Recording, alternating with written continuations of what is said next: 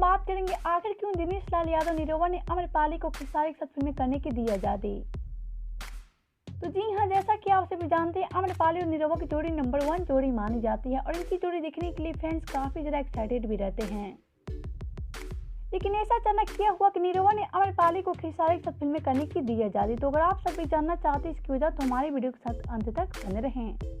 तो वीडियो में आगे बढ़े उससे पहले वीडियो को लाइक कर ले, चैनल को सब्सक्राइब कर ले, वीडियो देखने के बाद इसे शेयर जरूर करें। और हाँ, अगर आप सब भी हमारे चैनल को सब्सक्राइब नहीं किए हैं तो जल्दी से सब्सक्राइब कर ले।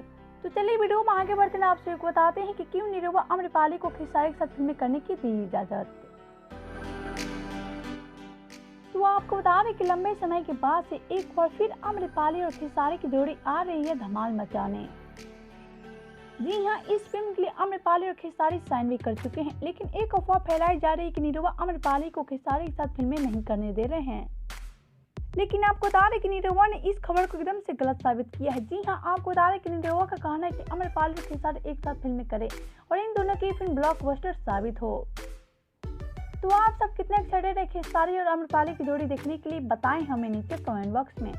वीडियो अच्छा लगे तो वीडियो को लाइक कर ले, चैनल को सब्सक्राइब कर ले, वीडियो देखने के बाद इसे शेयर जरूर करें।